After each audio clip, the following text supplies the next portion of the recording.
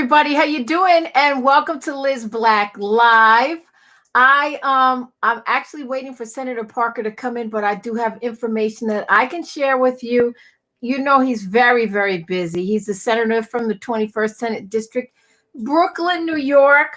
I'm going to give out some numbers. I know there's so many small business owners out there, and there's information that you have been looking for, and rightfully so, you need it.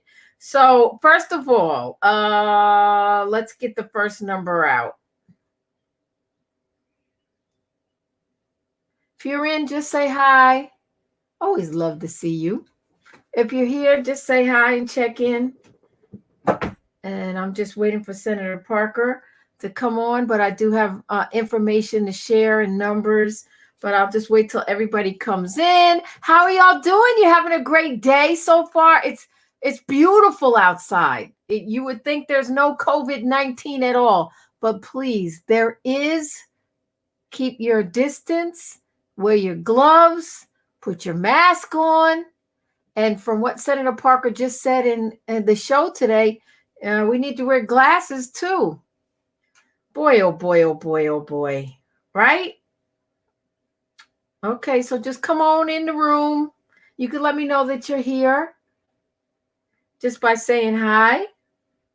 And I have Senator Parker on. So we're going to get started. I'm going to bring him again into the show from the 21st Senate District. I want to welcome Senator Kevin Parker. Hey, Liz Black.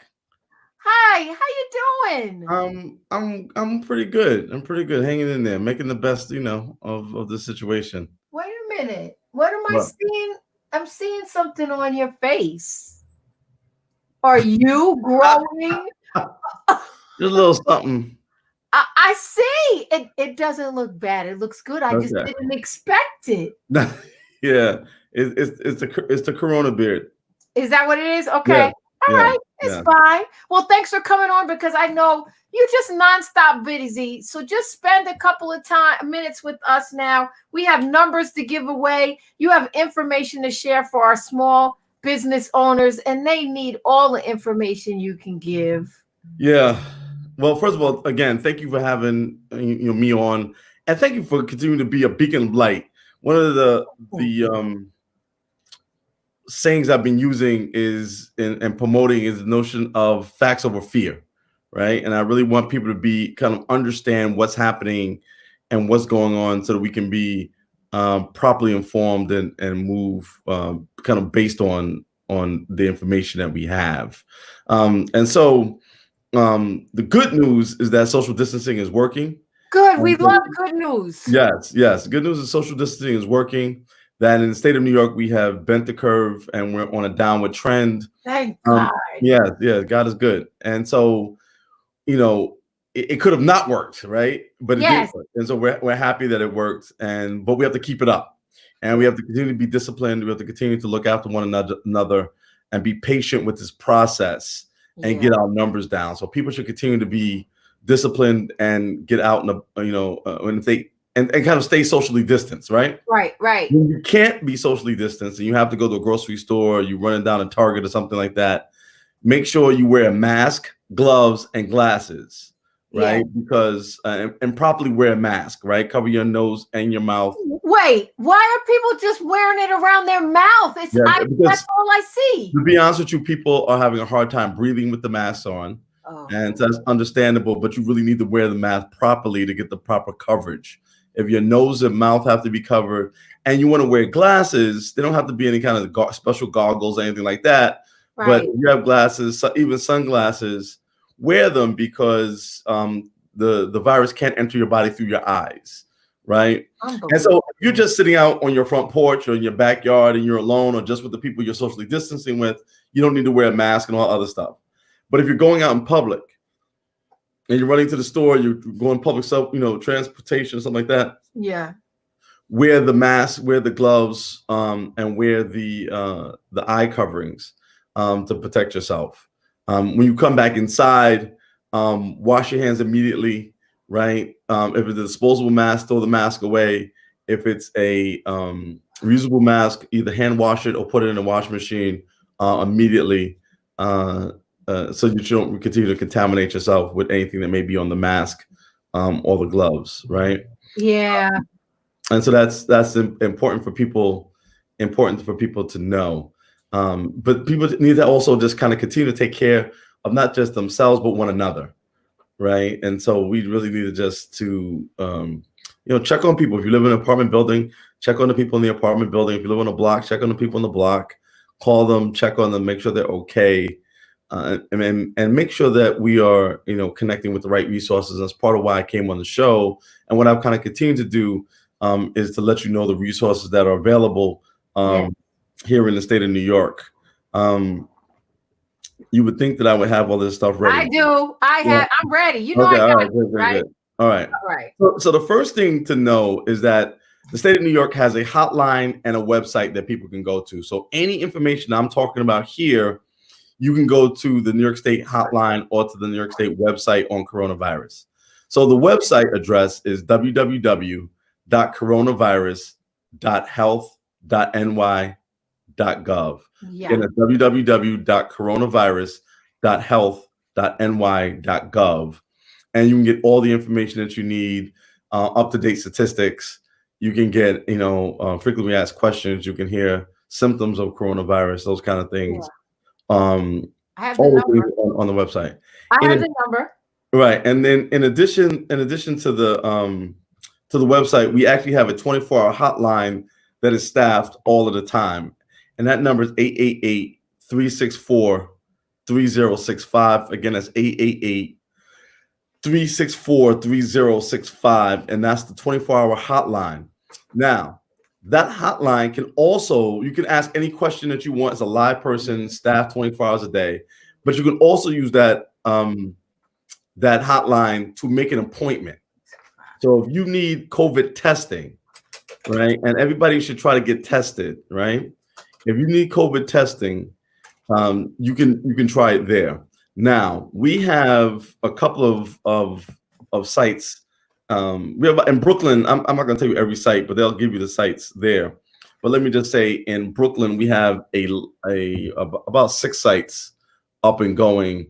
I'm going to give you the 2 in my area.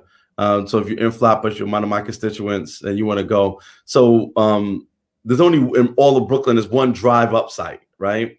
So all of these sites, you need an appointment, right? So we gave you the number 888-364-3065. You got to make an appointment to go to any of the sites. The drive-through site is at the Sears parking lot, right? And that's on Beverly Road and Bedford Avenue. That's 2307 Beverly Road, right? And then at the Brookdale Family Center, there is a walk-up site. But again, you need an appointment, and that's at 1095 Flatbush Avenue. 1095 Flatbush Avenue. And again, the number is 888-364-3065. And you can get tested. And we're hopefully soon going to get what they call mass rapid testing, which means that we'll be able to test lots of people and very quickly. So it won't be like, oh, we'll give it to you in a day or two. Right. It will be like 10 or 15 minutes, and you'll have the results of your test. Wow. That's going to be important. Now, the test, is that the one with the long swab or the short swab? I've seen. I am not sure. Okay. They're probably doing, depending on where you are, they may be doing both. Okay. I know they're definitely doing the long swab. The brain tickler, yes. And so I've heard it called. My God. Yeah, so they're definitely, but they're definitely doing tests there. And what you can also ask about is the availability for antibody testing. So if you're somebody who thinks you had it already and it's resolved, or you think you've gotten past it, you should go get antibody testing, right? And so, or if you think you had it, you weren't sure, you should I think I actually had it in the beginning of March. Really? In the moment, I didn't think I had it. At the moment, I just thought I had something else. Now, when I look at the symptoms and how they were presenting, I'm like, oh, that was COVID. And I had it for a couple of days.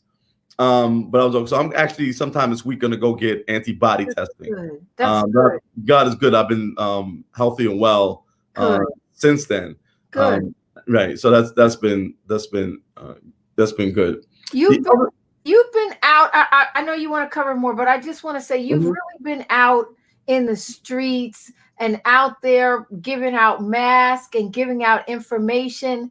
And more than ever, we won't get into a big topic about it, but more than ever, it's important to know who you're voting for, because when we have situations like this, we need people that are going to stand up, take care of us, and take leadership. So I just want to thank you for all that you've been doing for thank the you. community. Thank you. I mean, I feel like this, me and all my colleagues are trying to step up and trying to provide the best information possible. This hit us very quickly. A lot of us had to get up to speed, very quickly and deal with multiple dynamics simultaneously. And so we're dealing with the disease itself, with supplies like PPE for hospitals, and then for first responders and frontline people, dealing with food insecurity in our community, dealing with small businesses, dealing with our seniors, people in nursing homes. It's been a lot kind of going on. And so, we're doing the best that we can. I've actually have done a couple of mask giveaways. We did one last week, Wednesday, in the Glenwood Houses, which is the only NYCHA development in my area. I did it with the borough president, Eric Adams, as well as members of my lodge, Prince Hall Sons of Kings, 123. And they came out and wanted to thank them for their service and their willingness to go out and knock on people's doors and hand people masks. So we wanted to make sure people in the community had masks. And we also did one just this past Friday with my Congresswoman, Yvette D. Clarke, and my city council member, Farrah Lewis. And we did Flatbush Gardens. There's a big private development in my area. And we handed out masks there, and was with the tenant association president there, Marietta Small, who was a good friend, and knocked on doors, handed out masks in development, and made sure that people have what they need. We're going to be going back out to Glenwood Houses sometime, I think this week, to give out more masks, but we just want to make sure that people have what they need. You can't say wear masks and don't give people masks. I bought some masks, but then also the governor has provided masks, and I really want to thank both Governor Cuomo and Mayor Bill de Blasio for their proper leadership during this time. The governor sent masks to every single NYCHA development in New York City, as well as hand sanitizer and cleaner, so they can disinfect the place. And so so that's been really, really important and really good. And so we're going to continue to kind of just reach out to people, make sure. We've also gave masks and gloves to community-based organizations, some of which are doing all kinds of work and needed the protection. And so we've given about 1,000 sets of gloves and masks to various organizations that needed it. One of the big issues, Liz, that we're dealing with is food insecurity. Oh, okay. Food insecurity has been an absolutely crazy dynamic. You would not think that in a city as great as New York City that you would see people who don't have food, but with a number of people who were furloughed and lost their jobs, just people that literally just don't have food. And so I really want to just quickly connect people with some resources as it relates to food. So first, if you're in the city of New York, two things you should always know. One, you can call 311 and get food, right? If you call 311 and tell them that you need food, they will tell you pantries, they will tell you places to get hot meals on the spot, right? That's good. And so that's important. And speaking of which, I want to thank my nieces, Crystal Britzler and Toya Parker and Tracy Parker, because they've been my soup kitchens during this thing. The brother tries not to cook. Don't let the fancy background fool you. I don't do that much cooking in here. So my nieces have been holding me down, so I appreciate it. And so, but if you call 311, you'll get some information about food. Now, second thing, you can actually go into any public school. All the public schools 5 days a week, right? Monday through Friday, are doing grab and go food for children and adults. That's good. Not so just if you're an adult and you don't have no child, you can still walk into a school and get a grab and go lunch good. for yourself, and that's important. So people need food. That's another place to go. You can also text the city of New York, right? There's a couple different ways. Right? I told you 311.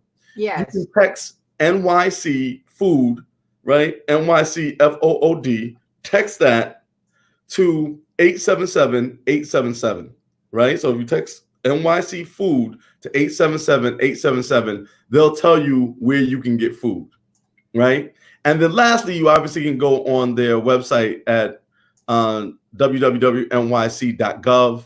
Again, that's www.nyc.gov, and get information about food resources in the city.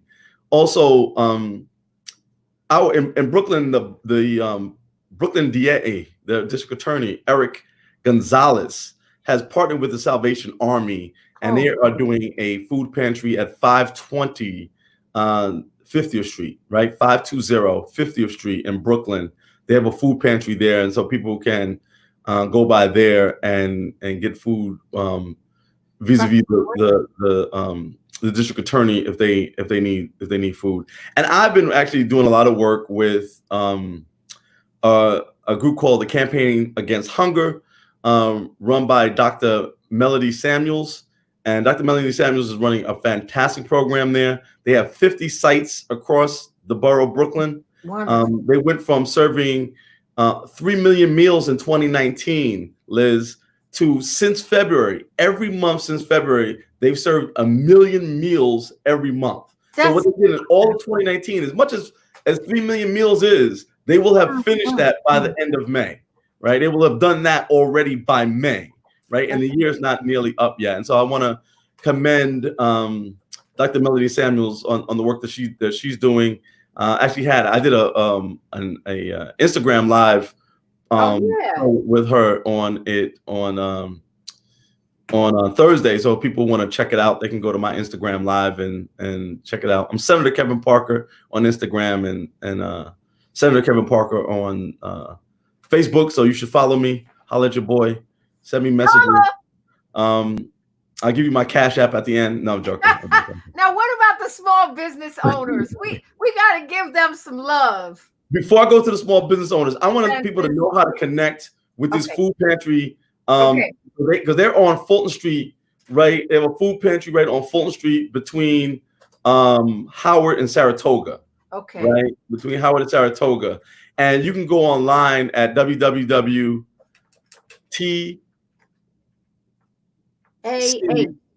right? NYC. Right. So www.tcahnyc.org, right? And that's www is like the Campaign Against Hunger. tcahnyc.org. And their number is 718-773-3551. Again, that's 718-773-3551 to connect with them. And they need both volunteers. So if you have somebody, you have some time to volunteer, they need volunteers during the week. And they're hiring some people during the week also to do some work. And they're hiring young people. They're looking for young people to work on their farm. They grow a lot of their own vegetables. Oh, that's good. And they're looking for 18 to 24-year-olds to work on their farm right here in Brooklyn. And so if people are interested in that, reach out to Dr. Melody Samuels, use my name, and connect with them. They also need, financial, so if you can't come in and volunteer, send some money. But if people need food, they have a food pantry there, and they have 50 locations across the borough of Brooklyn. Now, businesses. So I always say that, I stole this saying from Woodrow Wilson, who said the business of government is business, right? So the business of government is business. So the notion of working out the issues of small business is critical. The state of New York has more small businesses than any other state in the country, right? Also, the most people in the state of New York are actually employed by small businesses. And right now we're defining small business by 500 or fewer employees, right? The major program that the federal government has just done is something called the P3 program, or the payroll protection program, where essentially they want you to keep at least 80% of your payroll employed, and that's why they're giving you this loan that can turn into a grant. And certainly want to acknowledge the work of my constituent and our U.S. Senator here in New York, Chuck Schumer, for all his work and leadership as the leader of the Democratic Conference of the U.S. Senate, as well as my Congresswoman Yvette D. Clarke, my good friend and high school classmate Hakeem Jeffries, who's the leader of the Democratic Conference of the House of Representatives, as well as Nydia Velasquez, who's the chairperson of the Committee on Small Business, who've all worked on this issue mightily.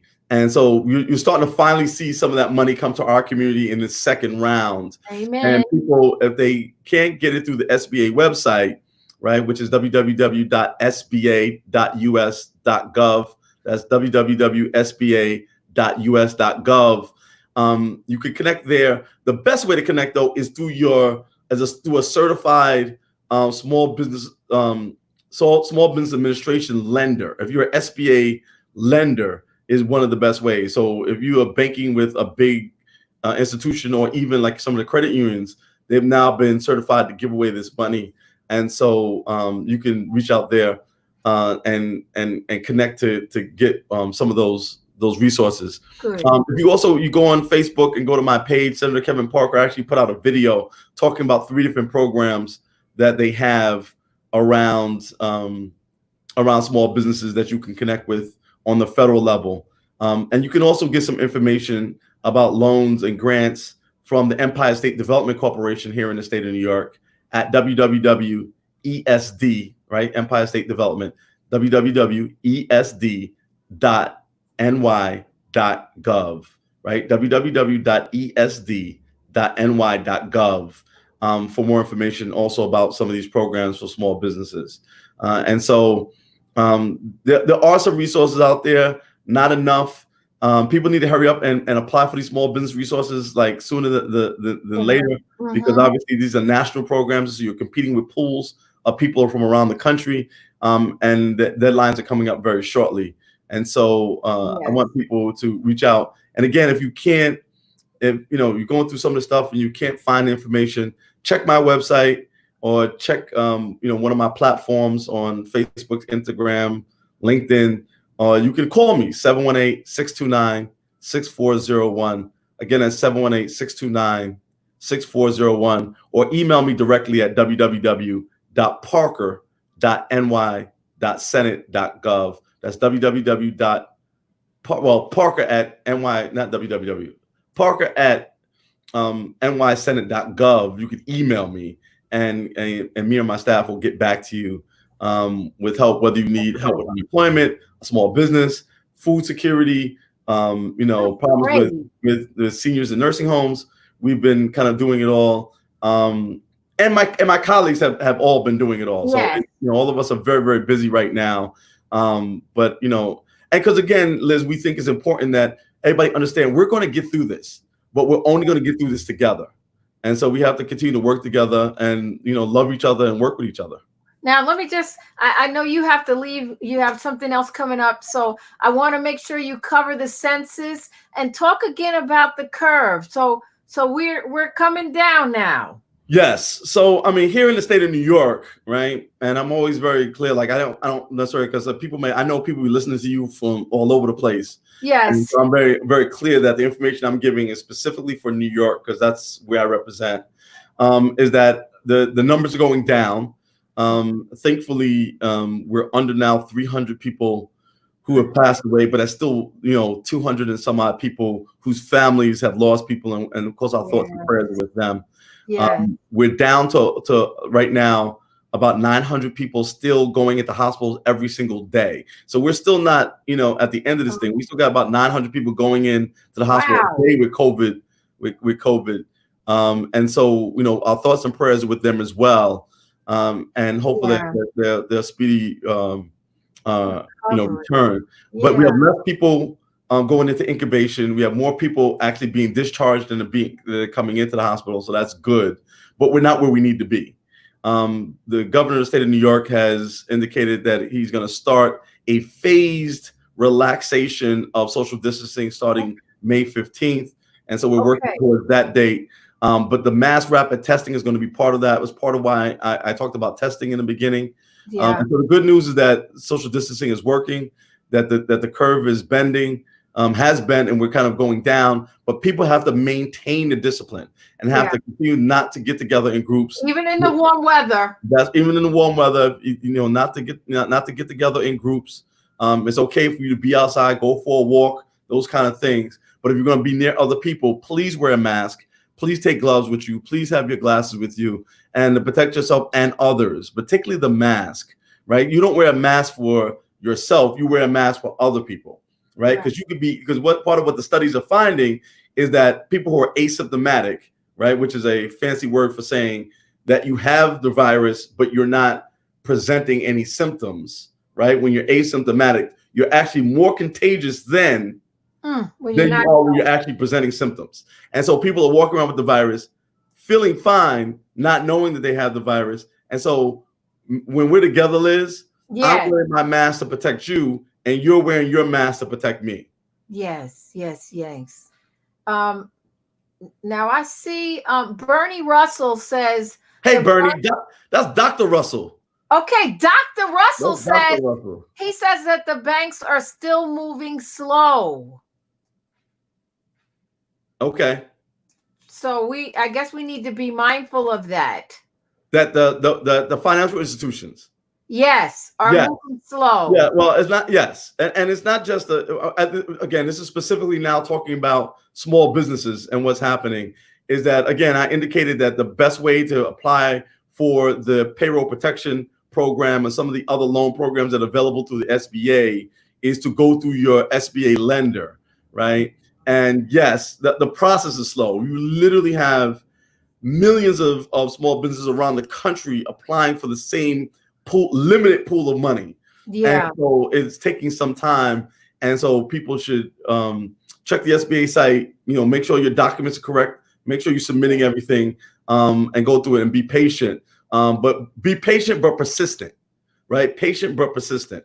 And like I said, if you having problems with any of these processes, feel free to reach out to me. Feel free to reach out to my other colleagues in government. And I'm sure some of us or one of us can help assist you. Now you have about 5 minutes before you have to leave, but I know you want to talk about the census. Despite the fact that we're in the midst of this, coronavirus pandemic, Liz, we are in, the census, the U.S. Census is fully underway. It happens every 10 years, has to happen by law.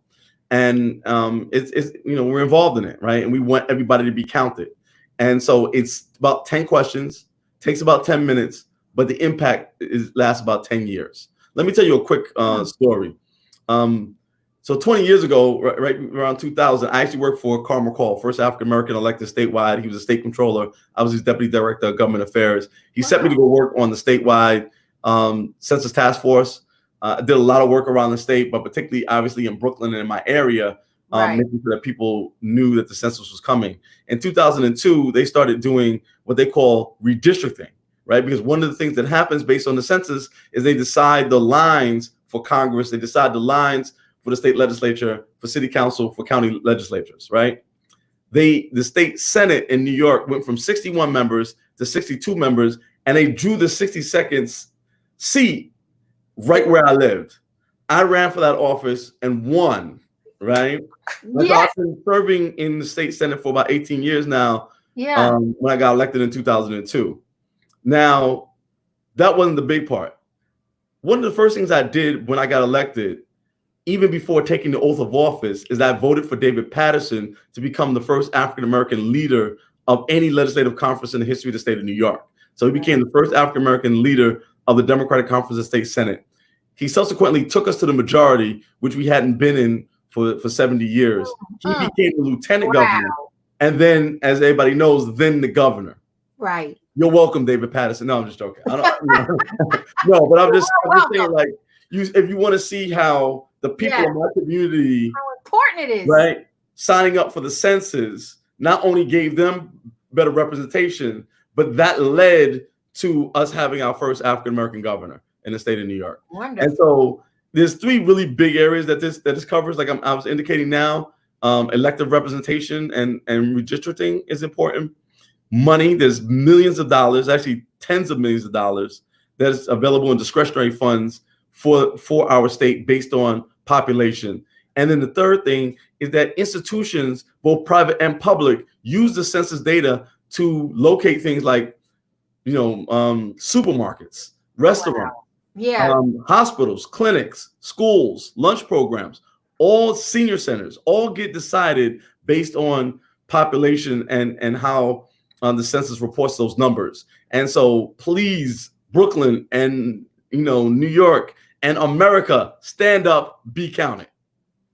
Stand up and be counted. And Senator Parker, I just thank you so much for all that you're doing and always coming on and sharing. I have your number up if anybody needs to contact you, and also the coronavirus.health.ny.gov, where they can go and get tested, and that they need to call that number to sign up. You can't just show up to be tested. Correct. Purpose of testing is so that we have an idea now of how many. And there's also the antibody test. Right. So those are the two tests that you can get there. Yeah, you can definitely get a COVID test, and there is some limited amount of antibody testing that's happening as well. Okay. All right. Yeah. Well, you're always welcome to come back. I wanted to make sure I got you off in enough time to be able to get some water before you have to go talk on your next meeting. Well, actually, I'm actually on my way to Kings County Hospital and to Downstate. I'm partnering with 100 Black Men, and I want to shout out Michael Gardner, my president of 100 Black Men, and we're partnering with them to provide some meals, some hot, nutritious meals to the workers at Kings County and at Downstate. And so we're doing that this afternoon. Oh, that is nice. Well, we'll tell all 100 that I said hi. I definitely will. Have a good time. Just giving to the community that you always do. Again, if you all want to reach out to Senator Kevin Parker, his number is 718-629-6401. And he makes himself available. He doesn't shy away from any of your questions. He answers them, and he gets stuff done. So is my Cash App up there too? Did you get that? I forgot. Let me add it right now. Let's add that. Liz, just everybody, again, we're only going to get through this together. So I want everybody to, stay safe, stay home, but also stay informed. Yes. Amen. I agree. And thank you, Senator. We'll be praying for you. Okay. Thank you. I need the prayers. Yeah. You have a good one, and I'll talk to you real soon. All right. Take care. Okay. Bye-bye. All right. Bye.